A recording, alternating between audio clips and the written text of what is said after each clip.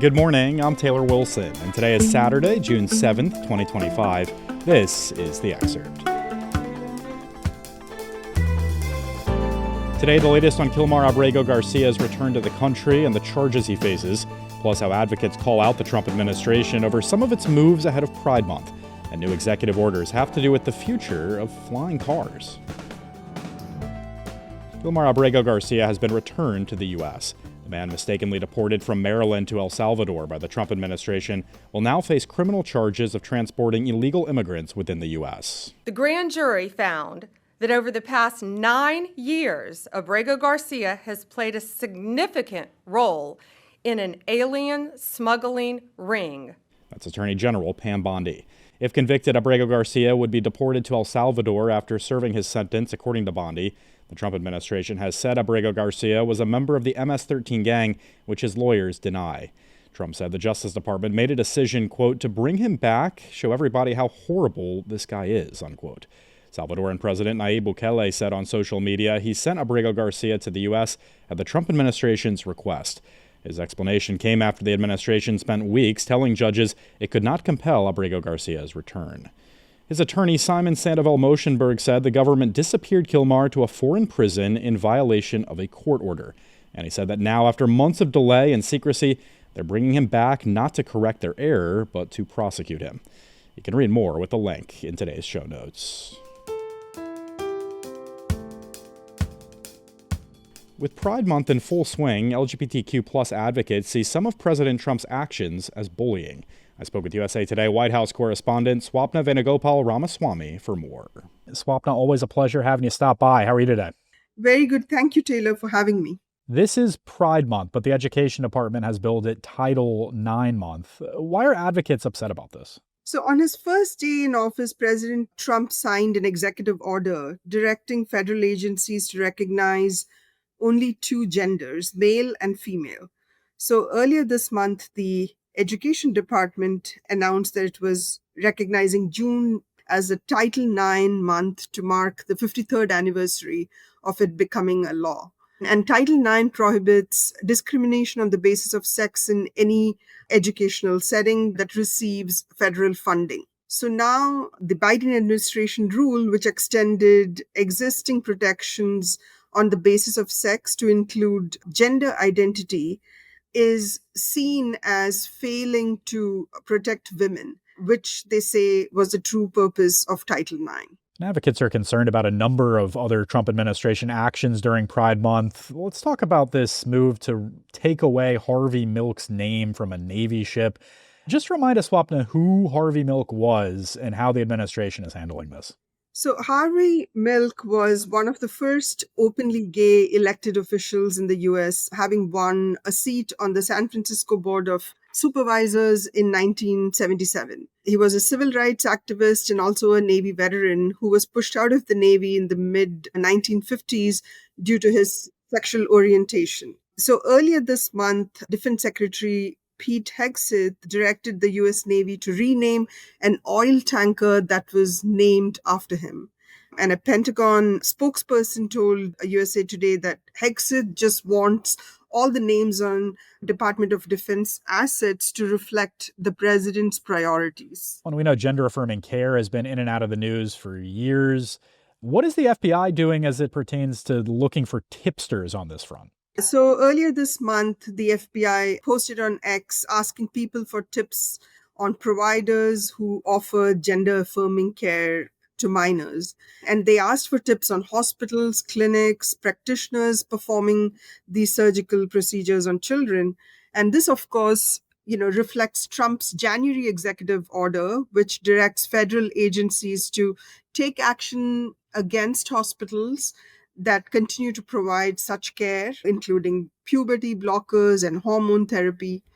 And so the executive order, in fact, characterized this kind of gender-affirming care as chemical and surgical mutilation. Is Trump an outlier with his approach here, Swapna? How does he compare historically on pride issues? So the federal government first honored Pride Month on the 30th anniversary of Stonewall in 1999. And this was under President Bill Clinton. And so following that, the next two Democratic administrations, which included President Barack Obama and President Biden, they continued doing this, recognizing June as Pride Month.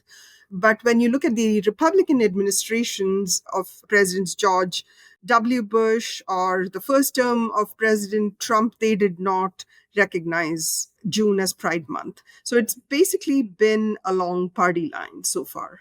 All right, Swapna Venugopal Ramaswamy covers the White House for USA Today. Thanks, Swapna. Thank you, Taylor.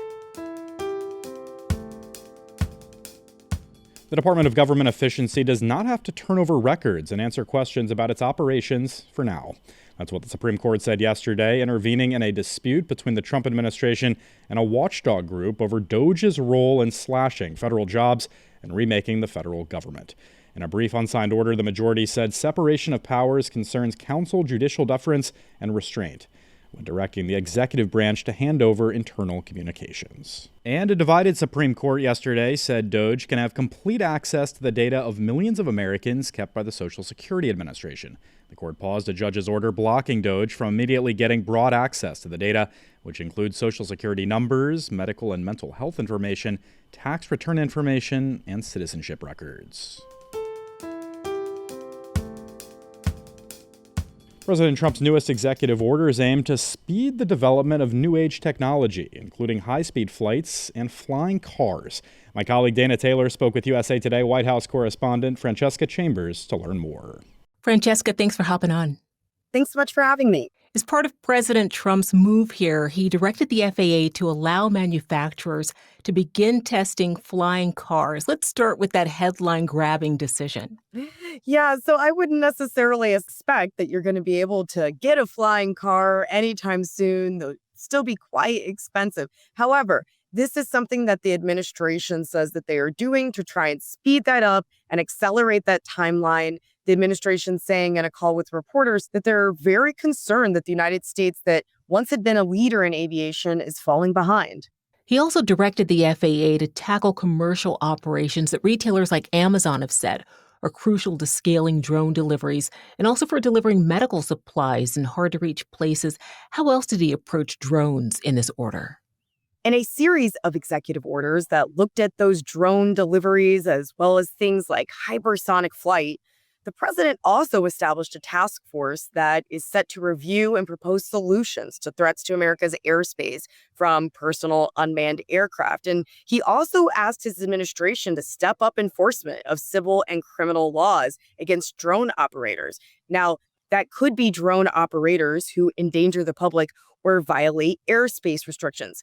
The administration said that this was coming in response to those drone sightings that took place over New Jersey, but also as it starts to look ahead to the 2026 FIFA World Cup and the 2028 Summer Olympics. Meanwhile, he removed regulatory barriers his administration says are preventing high-speed passenger flights from being introduced in the country. A generation after the last Concorde flights, could similar rapid air travel make a return? This is one of the parts of the executive order that had been most anticipated because the ability to have overland supersonic flights, which the administration now says are sustainable and commercially viable, but federal regulations had grounded prior to this, were weakening the United States companies' competitiveness. But it's also something that they say that average Americans should care about, because if this were to be further developed, Americans could fly from places like New York to Los Angeles in potentially under 4 hours. Another order deals with supersonic technology, instructing the FAA to establish a standard for noise certification. What should listeners know here? Well, this goes back to the supersonic flights, and that is something that has been standing in the way, the administration and the industry says, to Americans being able to have these high-speed flights that would go across the United States. So it isn't just the fact that they were banned. It had to do with sound restrictions as well that the administration now says that it will be lifting. Francesca Chambers is a White House correspondent for USA Today. Thank you for joining me, Francesca. Thanks so much.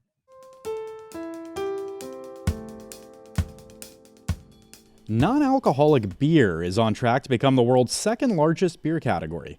Beverage industry analysis firm IWSR found non-alcoholic beer volume jumped 9% last year, and it ranked number 3 by making up 2% of global volume, outranking wheat beers and stouts. The beer faces a big gap, though, below lagers, which is by far the largest beer category at 92% of global volume. Still, non-alcoholic beer sales have been on the upward trend since 2018, according to the analysis firm.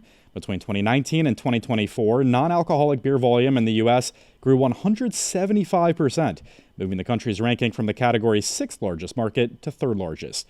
Experts pointed to waning alcohol sales and growing health concerns as major drivers. Former Surgeon General Dr. Vivek Murthy in January released an advisory warning of the direct link between alcohol consumption and increased cancer risk. That same month, advertising and sales measurement technology firm NC Solutions released a survey that found 49% of Americans plan to drink less in 2025, up from 41% in 2024. You can take a closer look at some of this trend data and what folks around the industry are saying with a link in today's show notes. And coming up on Sunday, Jim Obergefell and partner John Arthur never thought of themselves as trailblazers or activists in the gay rights movement. But when their last-minute marriage in Maryland to declare their love before John's death wasn't recognized by their home state, Ohio, their priorities changed. Not something I ever thought would happen, but it's amazing what will happen when you love someone enough, when you're willing to fight for what you know is right, and when you're angry.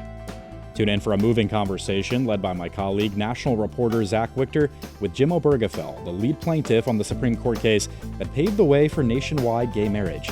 That's tomorrow, beginning at 5 a.m. Eastern Time, right here on this feed. And thanks for listening to The Excerpt. You can get the podcast wherever you get your audio. And if you're on a smart speaker, just ask for The Excerpt.